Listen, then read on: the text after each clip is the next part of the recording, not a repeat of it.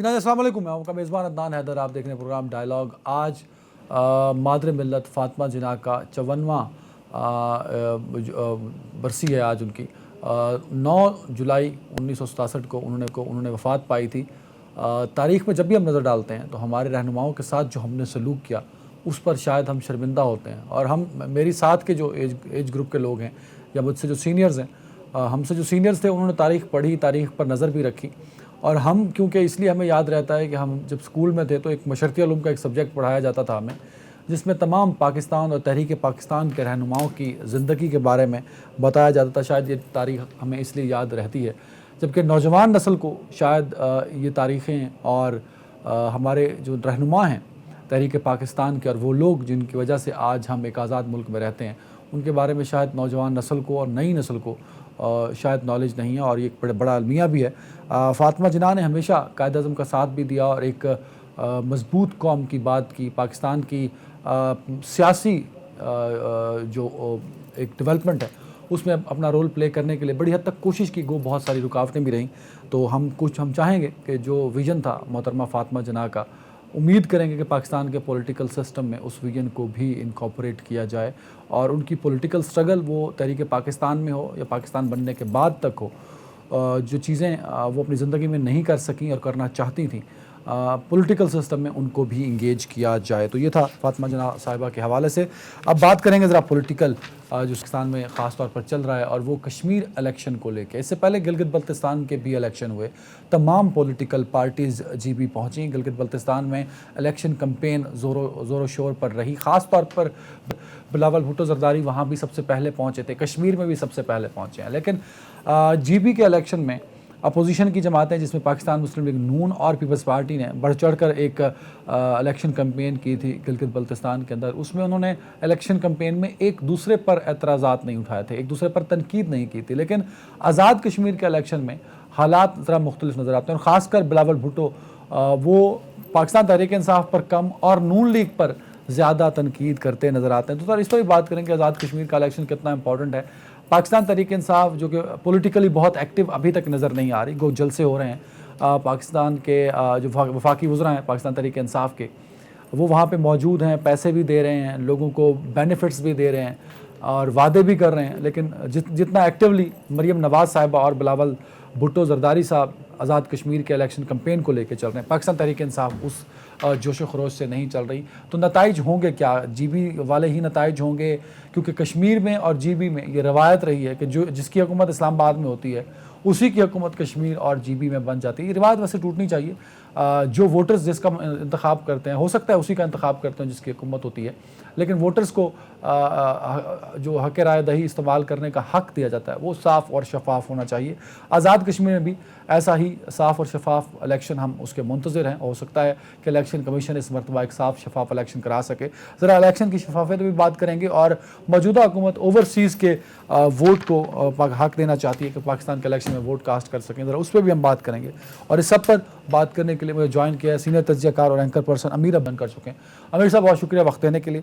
Senior तज्ज़ियाकार Canada से मिर्ज़ा जुल्फ़िकार चौधरी साहब हैं। मिर्ज़ा साहब, बहुत शुक्रिया वक्त देने के लिए। नज़ीर लगारी साहब हैं सीनियर सहाफ़ी, अगर ज्वाइन कर चुके हैं तो उनका कर चुके हैं। नज़ीर लगारी साहब, आपका भी बहुत शुक्रिया।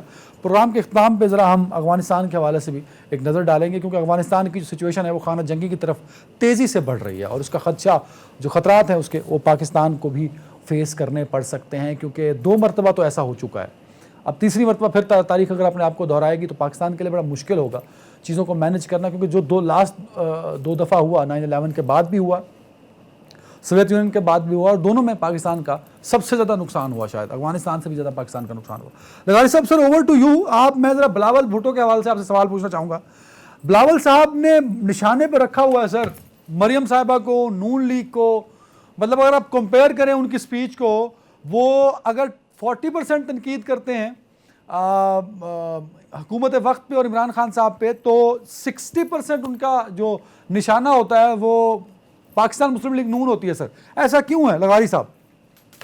देखा में इंतखाबी मुहिम है ना, इंतखाबी मुहिम में सारे फरीक में अपना एक हालत जंग, एक अपनी लहजा, अपना अंदाज, अपने का तरीका रखते हैं, जैसे वोट बैंक को अट्रैक्ट थी और दूसरे के वोट बैंक जो है ज्यादा से ज्यादा उनका हौसला पस्त में।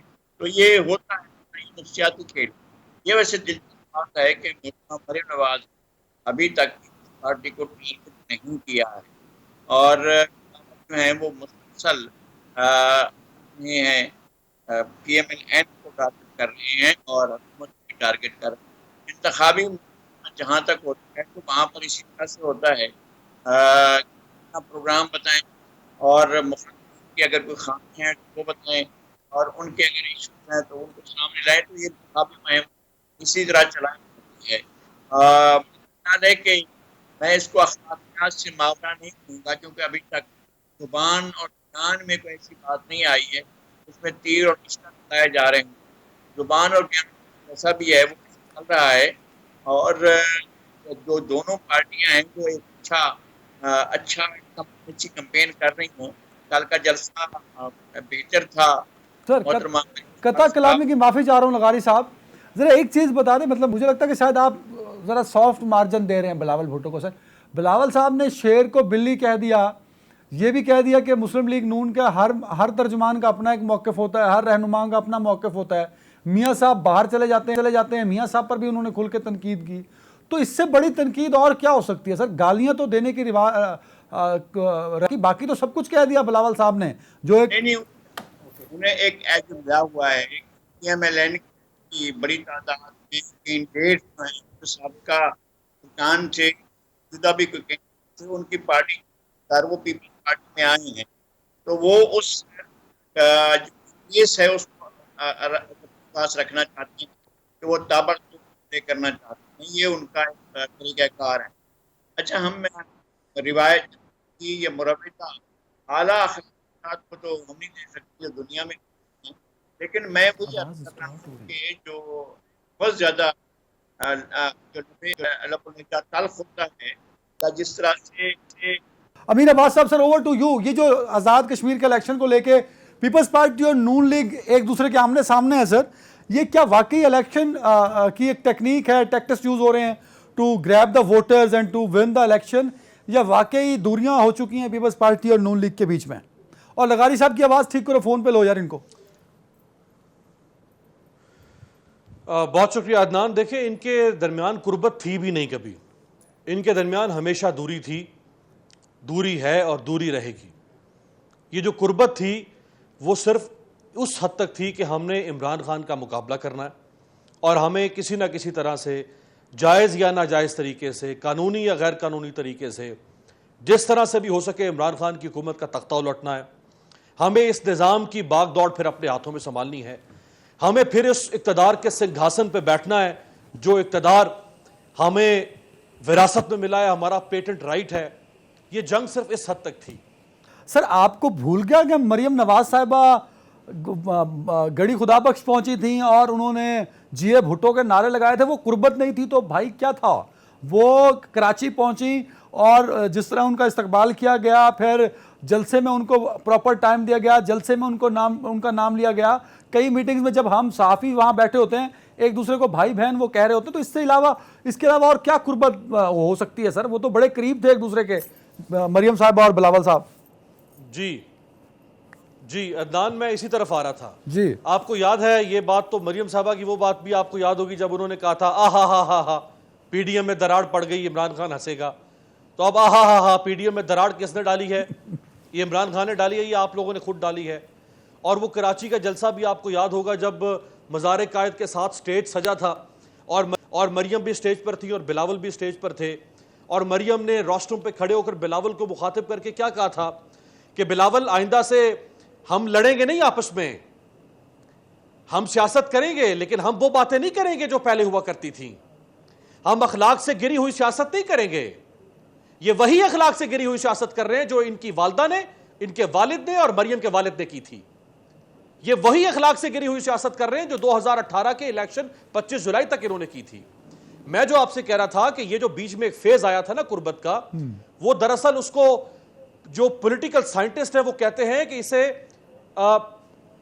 मैरिज ऑफ कन्वीनियंस या डॉग विसल पॉलिटिक्स इसको कहा जाता है। डॉग विसल पॉलिटिक्स, जहां आप एक मखसूस बयानिए को एक टारगेट ऑडियंस तक पहुंचाना चाहते हैं, और वो थी इनकी अपनी टारगेट ऑडियंस, इनके अपने वोटर सपोर्टर, जिन तक ये बयानिया पहुंचाना चाहते थे इमरान खान के खिलाफ, एस्टैब्लिशमेंट के खिलाफ। वो बयानिया 3 साल में इनका वो मंजर नहीं बिक सका, क्योंकि इनके पास कोई अल्टरनेट प्लान नहीं था। जैसे इमरान खान के पास सिवाय इनको चोर डाकू कहने के कोई मुतबादिल प्लान नहीं है, इनके पास भी सिवाय सिलेक्टेड कहने के कोई मुतबादिल प्लान नहीं था। अब लोगों के कान पक गए हैं इनके चोर डाकू सुन सुन के और उनके सिलेक्टेड सुन सुन के। लोग इनसे चाहते थे कि ये काम करेंगे, और लोग उनसे चाहते थे कि वो प्लान बी लेकर आएंगे। अगर इमरान खान कामयाब नहीं हो रहा तो लोगों के सामने प्लान बी रखें। ना उनके पास प्लान बी है, और इमरान खान के पास तो जो प्लान ए था वो प्लान ए अभी तक जो है वो बेल। तो अमीर अब्बास साहब, पॉइंट तो यह है ये कि सिर्फ इन दोनों का जो इख्तलाफ है वो अपोजिशन के इत्तेहाद में एक क्लियर दरार है, and there is no more PDM in next 2 years sir.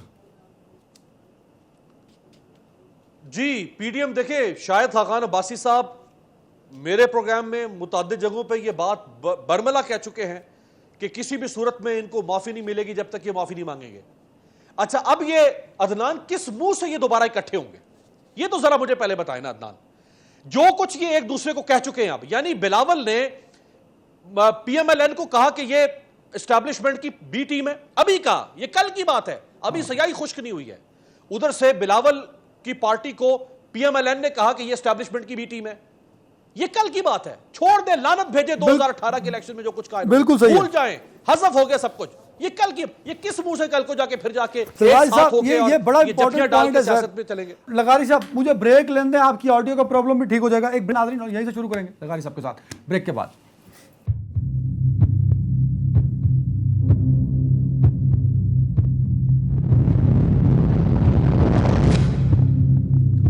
Welcome back. लगारी साहब, ओवर टू यू सर। वो अमीर अब्बास साहब का पॉइंट बड़ा वैलिड है कि जो बातें हो चुकी हैं कश्मीर इलेक्शन को लेके और जो बिलावल साहब मुख्तलिफ प्रेस कॉन्फ्रेंसेज में कह चुके हैं, अब शायद वापसी का रास्ता है नहीं। और एक कमेंट ये भी कीजिएगा कि सूरत हाल इसलिए दिलचस्प हो चुकी है कि मरियम साहिबा की जानिब से सख्त स्टैंड नहीं लिया गया अगेंस्ट बिलावल साहब या पाकिस्तान पीपल्स पार्टी। सर अच्छा, ये देखें, मैंने पहले भी अर्ज़ किया है कि इंतखाबी मुहिम के दौरान बहुत सी चीज़ें होती हैं और बहुत सी चीज़ें खिलाफ तवक्को होती हैं, बहुत सी चीज़ें हस्ब तवक्को होती हैं। बिलावल ने जो किया है वो रिएक्शन है जो उससे पहले शाहिद खाकान अब्बासी और मौलाना अब्दुल गफूर हैदरी जो कुछ उससे पहले कर चुके हैं और लगातार वो करते रहे हैं। और मेरा ख्याल है कि मोहतरमा मरियम नवाज़ ने जो पोजीशन ली है, हम तो इसको डिसेंट समझ रहे हैं, लेकिन असल पोजीशन ये है कि वो कह रही हैं कि मैं इसको इस काबिल नहीं समझती हूँ कि इसका जवाब दूँ या इसके बारे में बात करूँ। वो इस पोजीशन पर हैं। अब अगर कोई इस पोजीशन पर है तो फिर उसको भी कोई और दूसरी पोजीशन की जा सकती है, उनके सामने ली जा सकती है। उसके बावजूद बिलावल को मरकूज रखना चाहिए 2 चीज़ों पर कि आपके पास कश्मीर के मसले का हल क्या है, नंबर 2 ये कि पाकिस्तान में आप क्या कर सकते हैं, आपके पास पाकिस्तान में नई अपॉर्चुनिटीज़ क्या हैं, सियासत में नया नैरेटिव क्या है। एक चीज़ थी कि जनाब सोशलिज्म हमारी मईशत है, इस्लाम हमारा दीन है, जमहूरियत हमारी सियासत है, वो सारी चीज़ें गुजर गई हैं। और उसके बाद जो है वो जो एक शहादत हमारी मीरास है वो भी गुजर चुका है। रोटी कपड़ा और मकान है, ये भी गुजर चुका है। अब आपके पास एक ऐसे मुल्क के लिए जहाँ पर रोल मुख्तलिफ इदारों का बहुत ज़्यादा आगे बढ़ चुका है, जहाँ पर इदारा जाती जो सब बंदी हैं वो दूसरे नौयत की हो चुकी हैं, वो अब आपके लिए स्पेस कितना रह गया ये आपने देखना है। पाकिस्तान में बिल्कुल एक नई सूरत हाल डेवलप हो चुकी है जिसने तय करना है कि Pakistan as a state, Pakistan as a मुमलिकत और पाकिस्तान एज ए रियासत, पाकिस्तान एज ए जोग्राफिया वो किस तरह से प्रिवेल करता है और कौन से नए रुख में जाता है। हमारे पास ले दे के यही क़यादत है, कोई आसमान से नहीं टपकेगी। हाँ, हो सकता है कि बड़े तारीखी अमल के नतीजे में एक बड़ी। सर आपको लगारी साहब आपको लगता नहीं कि बिलावल और मरियम जो सियासत कर रही है और खासतौर पर जो बिलावल कर रहे हैं उसका अल्टीमेटली फायदा इमरान खान साहब को पहुंच रहा है और वो बड़े मजे से अपने काम कर रहे हैं? सर उनको फिक्र ही नहीं है अपोजिशन की। नहीं, मैं ये बात नहीं मानता हूँ, इसलिए कि जो कुछ मरियम नवाज ने कहा कि हम इनको उस वक्त जबकि ये तहरीक के चला रहे थे तो उसके ऐन उरूज पर का इन्होंने कहा हम चाहते हैं कि भाई 5 साल पूरे करें, तो इनके इत्तेहाद को नुकसान तो उस वक्त पहुंचा था।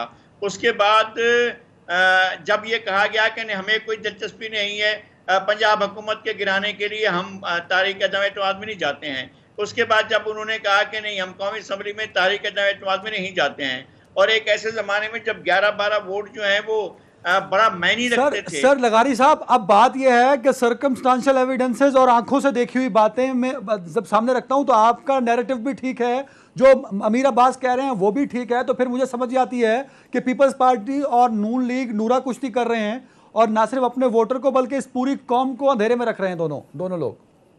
नहीं, मैं कहता हूं कि पाकिस्तान के जो नए हकायक हैं उनको हमें समझने की जरूरत है। पहली बात यह है कि पाकिस्तान का ये आइन चल पाता है कि नहीं चल पाता है। पाकिस्तान के आइन के मुताबिक इदारों को अपने अपने दायरे में रखा जा सकता है या नहीं रखा जा सकता है। पाकिस्तान का मुस्तकबिल का फैसला इदारा जाती बुनियादों पर होगा या अवाम की बुनियादों पर होगा, और अवाम की लीडरशिप इस सिलसिले में अपना क्या किरदार अदा करेगी। मुझे तमाम चीज़ें कमज़ोर लग रही हैं। मुझे राय आमा कमज़ोर लग रही है, मुझे सियासी लीडरशिप कमज़ोर लग रही है, मुझे पार्लियामेंट कमज़ोर लग रही है, मुझे वो तमाम लोग जो इस पे डिबेट करते हैं सर। मैं इस पे डिबेट करूंगा जरा अमीर अब्बास से कमेंट लेने के बाद।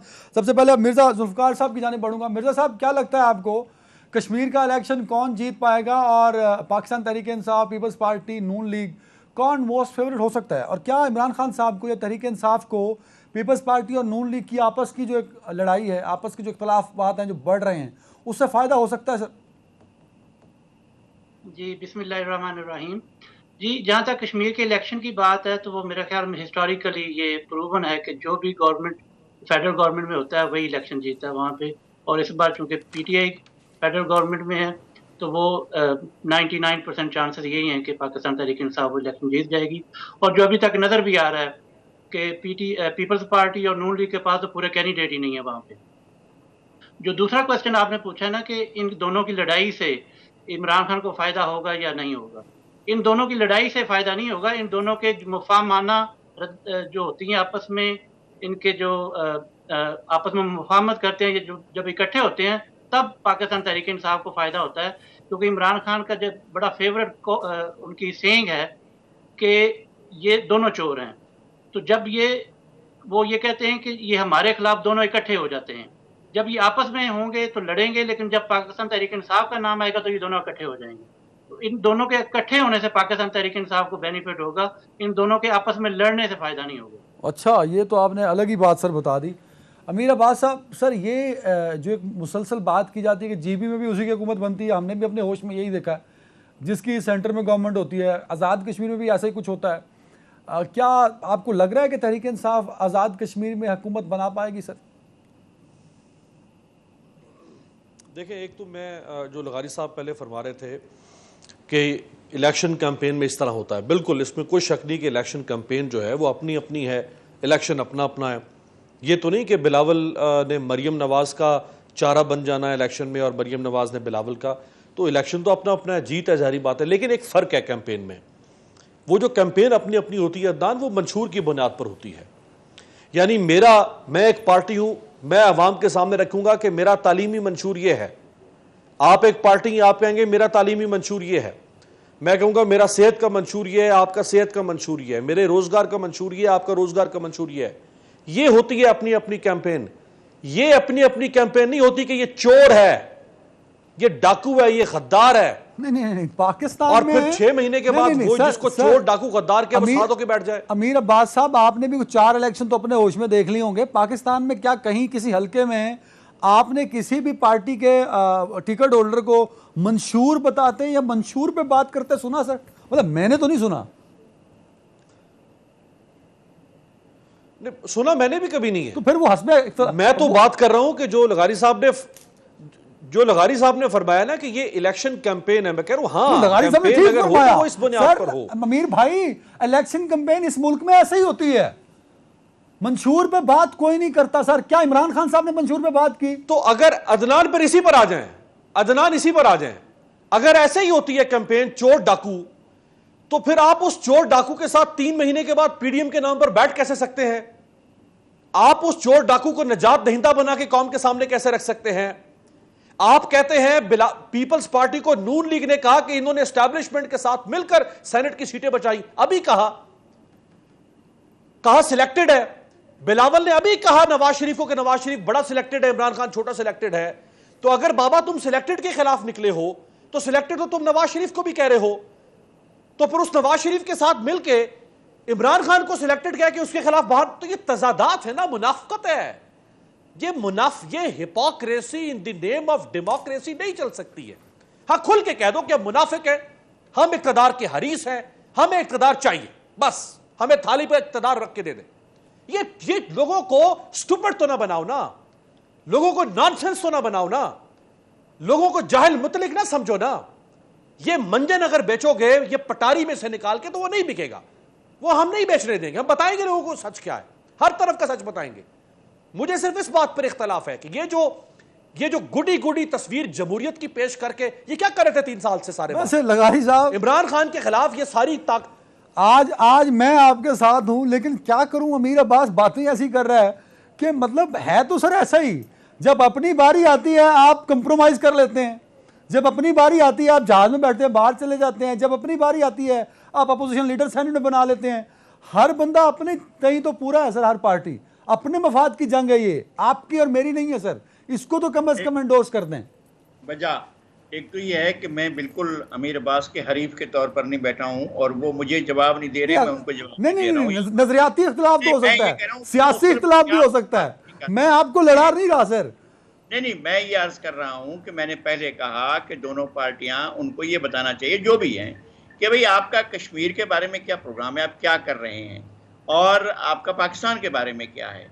आपका मैंने ये भी अर्ज किया है कि आपका वो जो पुराने नारे थे, रोटी कपड़ा और मकान, इस्लाम हमारा दीन है, जमहूरियत हमारी सियासत है, सोशलिज्म हमारी मईशत है, वो सारे के सारे नारे हो चुके हैं और ये आपके अंदर जेब के अंदर जितना रेजगारी थी और जितने नोट थे खर्च हो चुके हैं। और उसके बाद ये नजरिया, ये नारा भी खर्च हो चुका है कि हम मुहब्बे वतन हैं और वो गद्दार हैं, ये नारा भी खत्म हो चुका है। अब मसला ये है कि पाकिस्तान की रियासती मुक़्तदरा के ताकत के तमाम मराकज़ पर सियासी अशराफिया का अमल दखल नहीं रहा है या उनका वो से नहीं रही है कि जब लोग अवाम की तरफ देखते थे, पॉलिटिकल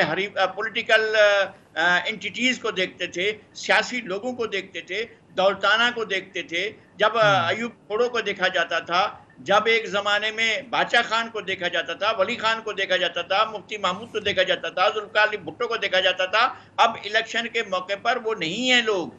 वो जो हीरो के तौर पर आए थे, जो गौस बिदंजो आए थे, जो अताउल्लाह महंगल आए थे, वो लोग नहीं है मैदान में। अब मैदान में वो लोग हैं जिनके पीछे गार्बेज रखा हुआ है, बड़ा बड़ा वजन रखा हुआ है, उनका लगेज जो है वो बहुत ज़्यादा है, उनके ऊपर बोझ लदा हुआ है, उनके बुजुर्गों का बोझ जो है उनके ऊपर है कि इन्होंने पाकिस्तान को किस तरह से चलाया, किस तरह के मसाइल पैदा किए, ये सारा वजन जो है उनके कंधों पर रखा हुआ है। अब वो चल रहे हैं मैदान के अंदर अपने अपने बोझ के नीचे दबे हुए। अब आप ये बताएं, सियासी लीडरशिप ये बताए कि उनके पास पाकिस्तान के अवाम को देने के लिए है क्या। अब मामूली फैसले तक नहीं कर पाते हैं, आप ये नहीं कर पाते हैं कि अफगानिस्तान के इशू को कैसे देखना है। हमने किसी ने बात की है, हवाई बातें तो हो रही हैं। अफगानिस्तान एक दफा फिर जहन्नुम बनने की तरफ जा रहा है। अब मैं देख रहा था कि किस मुल्क ने यहाँ स्कूल बनाए, किस मुल्क ने यहाँ पर सड़कें बनाई, किस मुल्क ने यहाँ पर फलान डेवलपमेंट की, और किस मुल्क ने यहाँ ये तरक्की दी, अस्पताल बनाए, और किस मुल्क ने यहाँ मिलिटेंसी। हम हमारा नाम मिलिटेंसी में लिया जाता है, हमारा नाम टेररिज्म में लिया जाता है, हमारा नाम दहशतगर्दी में लिया जाता है। तो ये बात इस्टेब्लिश करने की हर कोई कोशिश करता है कि हम इससे अगर हम कह देते हैं कि हमने नहीं किया है तो क्या ये बात मानी जाएगी? क्या ये बात मानी जाएगी कि हमने 80s में जो सहूलतकार का किरदार अदा किया, आलमी फोर्सेस का, दुनिया भर की फोर्सेस का अफगानिस्तान की जंग में, क्या उससे कोई इनकार कर लेगा? मैं कहता हूं कश्मीर के मामलात पर आपने क्या किया, पाकिस्तान की सियासी अशराफिया ने क्या डिलीवर किया? सर बिल्कुल सही सर। ब्रेक पे जा रहा हूं सर, ब्रेक के बात करेंगे अफगानिस्तान की सिचुएशन को लेकर। पाकिस्तान को जो खतरात हैं उसको किस तरह उससे नंबर दजमा हुआ जा सकता है, पॉलिटिकल कंसेंसस डेवलप करने की ज़रूरत है, और वो इस सूरत हाल में जो आज है जिस पर हम बात करें मुमकिन ना होगा। तो क्या पाकिस्तान के पास अगले ऑप्शंस हैं एक ब्रेक के बाद?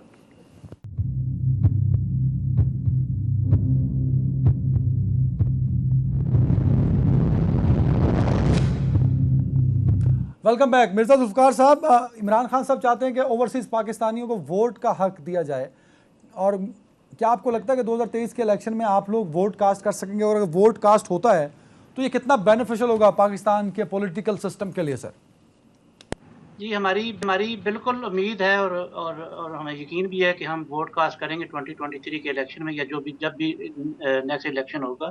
देखिए, ये हमें कॉन्स्टिट्यूशन ने राइट दिया है और इसके ऊपर सुप्रीम कोर्ट के अंदर एक डिसीजन भी आया हुआ है, पिछले चीफ जस्टिस साहब की अदालत ने इसके ऊपर डिसीजन दिया है। अगर अब भी अगर इलेक्शन कमीशन या कोई भी पॉलिटिकल पार्टी पाकिस्तान में ओवरसीज पाकिस्तानी को वोट का राइट नहीं देती, तो वो एक्चुअली में डिफाई कर रही होगी सुप्रीम कोर्ट को। अब ये लोग, हमें सुनने में आ रहा है कि जो टेक्निकल इश्यूज हैं, ये है वो है, भाई जो भी इश्यूज हैं उनको रिजॉल्व करो। क्या हम सिर्फ पैसा बनाने वाली मशीन है कि हम हर महीने आपको ओवर $2 बिलियन जो भेज रहे हैं वो किस लिए भेज रहे हैं? जो अभी रिसेंट हाइप आई, इंक्रीज आई है, वो इसीलिए आई है ना कि वी ट्रस्ट द गवर्नमेंट और वी ट्रस्ट देम कि वो हमें वोट देंगे, वोट का राइट देंगे हमें। अभी पिछले दिनों कुछ 1 महीना पहले ईरान के वोट हुए, प्रेसिडेंशियल इलेक्शन हुए हैं। 143 मुल्कों का में जो ईरानी रहते हैं, हालांकि वो करंट रजीम जो है ईरान के उसके खिलाफ हैं वो, लेकिन उनको वोट का राइट दिया गया, उन्होंने वोट डाला है और बड़ी सक्सेसफुली वोट डाला है उन्होंने। जहाँ तक हमारे वोट का इलेक्शन के ऊपर इम्पैक्ट होगा, डेफिनेटली होना चाहिए। हम तकरीबन 90 लाख के करीब लोग हैं ओवरसीज में, और जिसमें चलें ज़्यादा नहीं 60 लाख तो वोटर होंगे ही ना। अब मेरे हल्के में फॉर एग्जांपल जहाँ से मैं बिलोंग करता हूँ, यहाँ सिर्फ कनाडा के अंदर उसके तकरीबन 2000 वोटर हैं। अब सपोज वो सीट जो है 2000 से कोई एक पार्टी जीत रही हो, और ये जो कैनेडियन डायस्पोरा है वो दूसरी पार्टी को वोट देना चाह रहा हो, तो कौन जीतेगा? इफेक्ट तो आएगा। एक वोट मैटर बड़ा इंपॉर्टेंट है। और एक बात और ये भी आती है कि जी इमरान खान की पार्टी के हैं या पाकिस्तान तहरीक इंसाफ के लोग हैं, भाई डजंट मैटर, हम तो पाकिस्तान के लोग हैं। हमारे लिए इमरान खान एक बेटर ऑप्शन है। अगर आप मुझे इमरान खान से ज्यादा अच्छी ऑप्शन दे देंगे तो मैं उसकी तरफ हो जाऊंगा। हम तो पाकिस्तान के, हम तो पाकिस्तान के लिए हैं, हम तो पाकिस्तान के लिए पैसा भेजते हैं। हम किसी इमरान खान के लिए पैसा नहीं भेजते, हम किसी पाकिस्तान तहरीक इंसाफ के लिए पैसा नहीं भेजते। सिर्फ उनके वो they happen to be good people. बिल्कुल ठीक। इमरान खान को हम ये अमीर साहब एक कमेंट इस पे कर दे, फिर मैंने अफगानिस्तान पे सवाल पूछना है आप सर। ओवरसीज पाकिस्तानियों को वोट का राइट मिलना चाहिए, ये तो एक ऐसा नारा है, एक ऐसा मुतालबा है जिस पे दो राय नहीं हो सकता, लेकिन ये मुमकिन नज़र नहीं आता सर, क्योंकि चौधरी साहब को तो कनाडा में बैठे हैं, इनकी ख्वाहिश है कि ये वोट कास्ट करें। यहाँ पाकिस्तान में रहते हुए मैं सारे मामला जब हम देखते हैं तो हमें लगता है कि शायद 23 में तो पॉसिबल नहीं होगा ये। मेरा नहीं ख्याल कि ऐसी कोई बात है अदनान, इसकी पॉसिबिलिटी की। ये बिल्कुल पॉसिबल है। इसके ऊपर काफ़ी काम गुज़श्ता 5 सालों में चलता रहा है। ये अलहदा बात है कि जो साबका हुकूमत थी, उससे पहले की हुकूमत, वो चाहती ही नहीं थी कि ये काम हो। इमरान खान साहब चूँकि एक शुरू से उनके मंशूर का ये हिस्सा रहा है, उन्होंने अगरचे इसमें ताख़ीर कर दी। उनको चाहिए था कि वो आते साथ इसके ऊपर काम करते, ताकि ये जो सवाल आप उठा रहे हैं कि 2023 तक ये मुमकिन नहीं होगा, ये मुमकिन करके वो लोगों को दिखा देते। और जो ज़िमनी इलेक्शन हो रहे हैं, इन ज़िमनी इलेक्शंस के अंदर, जो इस 1 साल के अंदर 11 ज़िमनी इलेक्शन हुए हैं, इनमें आप ओवरसीज़ पाकिस्तानियों को वोट देने का जो राइट है उसको टेस्ट एंड ट्राई कर लेते। आपके सामने 2023 से पहले एक लिटमस टेस्ट हो जाता। दूसरी बात यह कि इनको मिलना चाहिए या नहीं मिलना चाहिए, बिल्कुल मिलना चाहिए। और सिर्फ इनको वोट देने का राइट, इनको इलेक्शन कंटेस्ट करने का राइट भी मिलना चाहिए। एक कमेंट जरा जल्दी से लगारी साहब आप भी कर दें, सिर्फ 30 सेकंड। अगर हमें अगले 6-7 महीने के अंदर अंदर ये फाइनलाइज ना चीजें हुई तो हम आपस में सोच रहे हैं कि हम सुप्रीम कोर्ट में दोबारा जाएंगे। अच्छा बिल्कुल सर। लगारी साहब जल्दी से एक 30 सेकंड में कमेंट इस पे कर दें कि ये पॉसिबल तब होगा जब पूरे मुल्क में एक इलेक्शन रिफॉर्म्स होंगे, इलेक्शन वोट कास्ट करने का एक नया सिस्टम होगा जो जिस तरह ओवरसीज भी कास्ट कर सकेंगे। तो ये तो पॉसिबल नहीं है ना कि उनको मशीनें दे दें, ऑनलाइन सिस्टम दे दें और आप और मैं फिर लाइन में लग के वोट कास्ट कर रहे हो पर्ची लेके। तो 2 तरह का वोट तो कास्ट नहीं हो सकता ना सर। नहीं हो सकता है, बल्कि आप ऐसा करें, मैं ये कह रहा हूँ कि इनको खुद नुमाइंदगी मिलना चाहिए। मिर्जा जुल्फकार चौधरी साहब जो हैं वो अपने हल्के में जो यूरोप का हो, यूरोप का एक हल्का होना चाहिए, यूके का एक हल्का होना चाहिए। वहाँ 5 लाख पाकिस्तानी अगर रहते हैं, अगर यूरोप के अंदर, तो उनको हल्का दिया जाए, मिडिल ईस्ट में हल्का दिया जाए, फार ईस्ट में हल्का दिया जाए। ये तो बाद की बात है ना सर, ये भी हो सकता है, लेकिन अभी तो उनको वोट कास्ट करने का हक है ना सर, इस पर बात होनी चाहिए। तो लाजमन मिलना चाहिए, वो लाजमन सर पॉसिबल है 23 में? आपको लग रहा है कैसा होगा, मिल पाएगा? मुझे नहीं लग रहा है, इसलिए कि ये इस पर संजीदगी से काम नहीं कर रहे हैं। और अगर संजीदगी से काम कर रहे होते और अपोजिशन को भी ऑन बोर्ड लेते, एक साथ बैठकर फैसला करते, तो इनके लिए मुश्किल नहीं था। मुश्किल ना होता, बहुत से बिल्कुल फैसले अमीर इन्होंने अब्बास साहब भाई टाइम सराय के खत्म हो सूबे रहा का है, गॉट द करना पॉइंट। था। अफगानिस्तान को लेके पाकिस्तान की पॉलिसी अभी तक क्लियर नहीं है सर, वहां खाना जंगी बड़े अरूज पर पहुंच चुकी है और हम अभी तक को वाजे पैगाम नहीं दे सके, ना वाजे पॉलिसी रख सके, और पॉलिटिकल कंसेंसस के बारे में तो बात ही किसी ने नहीं की सर। नहीं, खाना जंगी नहीं सर, मैं अमीर की तरफ हूं, आपकी तरफ आता हूं सर। अमीर अब्बास अदनान अदनान, ये कोई हमारी कोई पॉलिसी है ही नहीं है। मुझे वैसे फ्रैंकली मुझे ये सवाल जब भी आता है मेरे सामने, मुझे ये सवाल समझ में नहीं आता हमारी क्या पॉलिसी होगी भाई। हम एक आज़ाद मुल्क हैं, वो एक आज़ाद मुल्क है, उनकी दाखिला पॉलिसी उन्होंने बनानी है। हमारी पॉलिसी जो है वो स्टेट वर्सेस स्टेट पॉलिसी है।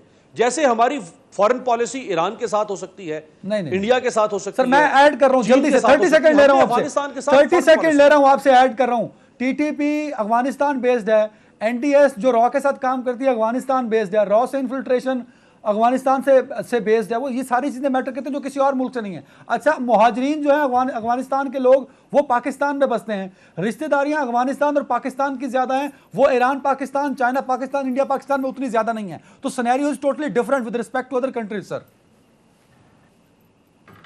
नहीं, लेकिन अदनान देखिए, मुहाजिरीन एक और इशू है, उसके बारे में पाकिस्तान की अफगानिस्तान से रिलेटेड पॉलिसी नहीं बनती है। हाँ, वो सवाल है कि मुहाजिरीन के बारे में पॉलिसी क्या है। उसके बारे में ब्रीफिंग के अंदर बड़ा क्लियरली बताया गया कि 6 से 7 लाख लोग आ सकते हैं जिनको हम बॉर्डर्स के ऊपर रोकेंगे, जैसे ईरान ने रोका था बॉर्डर्स के ऊपर। हम अब उनको पाकिस्तान में मजीद फैलने नहीं देंगे।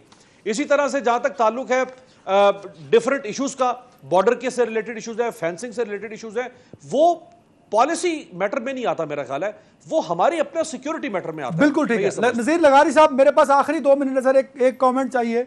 नाराज बलोच रहनुमाओं को मनाने का अज़्म उठाया इमरान खान साहब ने, और उन्होंने शाहज़ैन बुगटी साहब को बना दिया मावन खसूसी फॉर दैट पर्पस। क्या शाहज़ैन में ये कैपेसिटी है, क्या उनके कॉन्टैक्ट्स हैं, क्या उनका असर रसूख है कि वो बरामदाग अपने कज़न को वापस ला सकें, मरीक्स को वापस ला सकें, डॉक्टर अल्लाह नज़र बलोच को मेन स्ट्रीम का हिस्सा बना सकें? क्या उनमें इतनी कैपेसिटी है सर? उनकी कैपेसिटी अगर होती तो वो अपने दादा को बचा पाते। उनकी कैपेसिटी उनके वालिद की भी नहीं थी। उनके वालिद ने उन्हें अपने यहाँ से निकाल दिया था। और आपने देखा था कि बुगटी के इंतकाल के बाद जो है क्या हुआ था, 2 चटाइयाँ बिछाई गई थी। एक पर जो है वो उनके बड़े बेटे जमील बुगटी बैठे होते और रिहान दूसरी जगह पर। रिहान उससे पहले फैमिली की एक्टिविटीज़ में कहीं भी नहीं होते थे। जब सलीम बुगटी का इंतकाल हुआ तो रिहान वहाँ नहीं थे, इनके वालिद शाहज़ैन के, और अकबर बुगटी के होते हुए घर में नहीं आ सकते थे। उनके बहुत से मसाइल थे। और तलाल रिहान नहीं, तलाल की बात करूँ जो इनके वालिद थे, उनकी कोई ऐसी नहीं थी कि वो बड़ा कोई किरदार रहा हो। बुगटी हाउस में कभी भी उनका बड़ा किरदार नहीं रहा है तलाल का। और तलाल के ऊपर वैसे भी बड़े संगीन किस्म के इल्ज़ाम रहे हैं। और शाहज़ैन कोई बड़ा हीरो किस्म का नहीं है। ये उसको कोई भी ना हैर बियार कबूल करेगा, ना जावेद मेंगल कबूल करेगा, ना इसको अला नज़र कबूल करेगा, और ना इसको बरहमदाग बुगटी कबूल करेगा। इनमें से कोई भी इनकी बात सुनने के लिए तैयार नहीं होगा। और उन्होंने बहुत कमज़ोर ऑप्शन का सहारा लिया है। बड़े ऑप्शंस मौजूद थे, उनके होते हुए उन्होंने कमजोर ऑप्शन का सहारा लिया है। इसे कुछ भी नहीं होगा सर। बड़े ऑप्शंस कौन से मौजूद थे जो जिनको कंसीडर करना चाहिए था? एक सेकंड, मैं ये कह रहा हूं कि रियासत बाद में ये इल्जाम लगा सके हमने कोशिशें की मगर कामयाब नहीं हुए, लिहाजा हम ये करने जा रहे हैं। ये कोशिशें करने का दिखाने के लिए है, इसके अलावा कोई हैसियत नहीं है शाहज़ैन की। क्या ऑप्शन थे सर जो यूटिलाइज हो सकते थे? नाम जरा बताना चाहें अगर आप तो। मैंने सुना था कोर कमांडर थे एक जमाने में, बाद में सिक्योरिटी एडवाइजर बने थे, जंजुआ साहब थे। उन्होंने कहा था कि बलूचिस्तान में सबसे बड़ी अपॉर्चुनिटी जो है वो डॉक्टर मालिक बलोच है। और डॉक्टर मालिक बलोच को उन्होंने इंगेज नहीं किया पूरे कियानी साहब के दौर में भी और जनरल राहिल शरीफ के दौर में भी, और इवन आज मुझे नहीं पता है कि क्या सूरत हाल है। उन्हें नहीं लिया गया ऑन बोर्ड। जो सियासी एलिमेंट आपके साथ स्ट्रांग एलिमेंट मौजूद है, अब बस मेंगल मौजूद है, अख्तर मेंगल मौजूद है, डॉक्टर अलनवाज अपना ये जो मैंने अर्ज किया है उनके बारे में, जावेद अपना अख्तर मेंगल मौजूद हैं। और उसके अलावा जो भी आपके साथ दूसरे बिल्कुल सही। टाइम खत्म हो गया। बहुत शुक्रिया नज़ीर लगारी साहब, अमीर अब्बास साहब। मैं नाज़रीन आपका शो आज का शो यहीं तक मत ख्याल रखिएगा। अल्लाह हाफिज़।